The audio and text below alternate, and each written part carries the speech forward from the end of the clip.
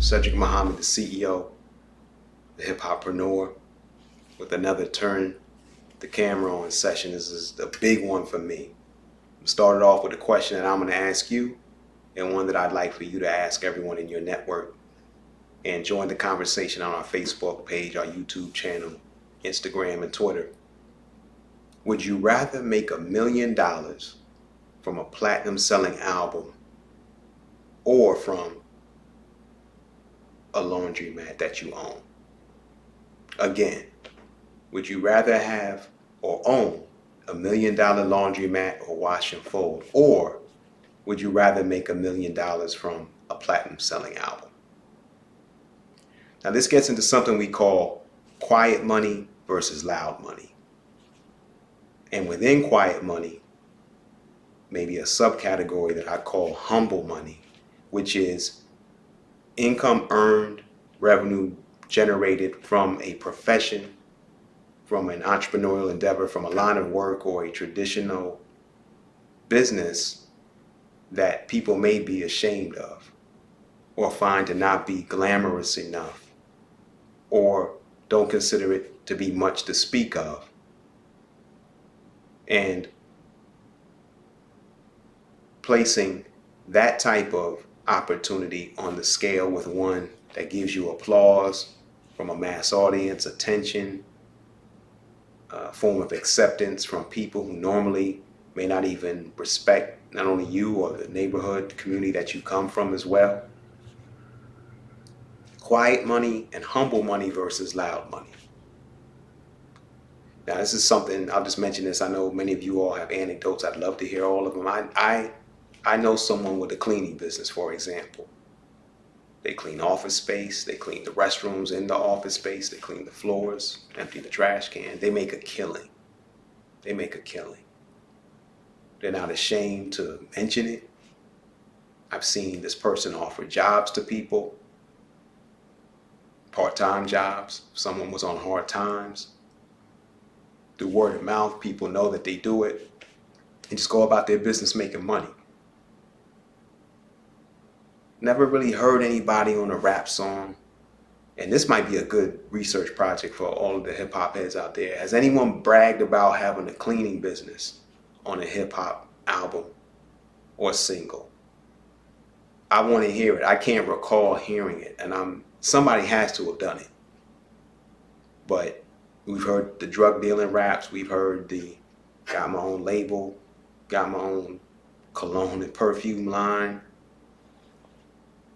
got my own franchise. Has anyone bragged and rapped about owning a cleaning business? Salute to whoever has. Another anecdote. I was told that a plumber or the plumbing business in a town that I once lived, bringing in as much as $4 million in revenue a year. And I think that number may have been modest because it was a household name. It was the first business you thought of if you had any type of drainage or plumbing problem. Cash flow rich business. Not necessarily something that people would say is the most celebrated of professions or celebrated of business opportunities. But you can't deny the cash flow is real. All right, so we've been putting together infographics at Hip-Hoppreneur to show I guess, not just the juxtaposition between small business ownership and a traditional community-based business alongside the economics of streaming music, to make a couple points at once to show you how pitiful the intake is from what you would get from having a very successful, highly successful record on YouTube or streaming track on Spotify or Tidal or Apple Music. And we'll just give you a few of these numbers. So just say, for instance, you owned a laundromat, coin-operated laundromat. You got 60 washers, you got 60 dryers, you got 10 turns a day. For the washer, it's $4.25 a day. For the dryer, it's $2.25 per turn, rather, I should say. $4.25 per turn for the washer, $2.25 per turn for the dryer, 10 turns per day each. That's $355,875 per quarter. Every 3 months, you bring it in from a coin-operated laundromat with 120 dryers and washers in total. To make that same amount on YouTube, you'd have to have 516 million views or plays. To make that same amount on Spotify, at the rate that they pay you, you'd have to have 81.4 million streams to make $355,875. Now, on an annual basis, that coin-operated laundromat is bringing in 1.4 million, $1,424,000 to be exact. So what does this all boil down to? To me, it has to deal with behavior that's modeled, celebrated. I once did a study, came across some information that if you were to add all of the professions in sports, hockey, baseball, football, basketball, it would be about 2,000 in total. I'm going to throw in front office positions, general manager, executive director of player personnel.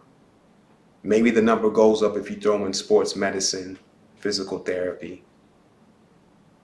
But if you were to, let's throw in the professional wrestlers, let's throw in UFC, that number cannot be above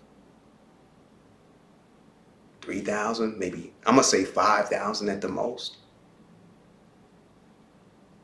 So we've got millions and millions of young people aspiring, and not just young people, all people, aspiring to be an athlete, a rapper, an executive, or some derivative field from those professions. Entertainment, sports and entertainment, art. Really sports and entertainment. I'll leave art alone on this one. When in every neighborhood and in every community, we got a car wash, we got a barbershop, a beauty salon, restaurant, bodega, convenience store, laundromat, and my favorite, the wash and fold. I'll end on this. New York City. You walk around any neighborhood within a reasonable radius, you're going to bump into a wash and fold. It may just be humble little wash and fold / dry cleaning that they take elsewhere, that they outsource. It could be few machines. Maybe there'll be a tailor on site. So you have some combination of dry cleaning, the coin-operated machines, the on-site tailor, and the wash and fold. Now, maybe $50 you can get on a weekly basis with a wash and fold for a regular, work, shirt, pant, undergarment combination for 4 or 5 days. You add that up. Hundreds of customers coming in. You close at 6 p.m. every night religiously. These businesses do not necessarily stay open late. They open early, 6, 7 o'clock, 12-hour workday. Now, in no way do I mean to make light of how difficult it is to have a small business. These are difficult. Most small businesses fail rather quickly. Most of our small businesses don't have more than a single paid employee. But is it harder to start a small business than it is to become a platinum rapper? Just think about that. It's actually harder to become a platinum rapper, all-American athlete, than it is to own a successful small business in the neighborhood or at the community level. So again, I'll end where we started. Going to ask the question, spread the word. Don't show any bias when you ask the question or any favoritism of what you prefer. Just ask people, would you rather make $1 million from having a platinum selling album? Or would you rather make $1 million from owning a laundromat / wash and fold business? Cedric Muhammad turned the camera off as we had this conversation at the Hip-Hoppreneur.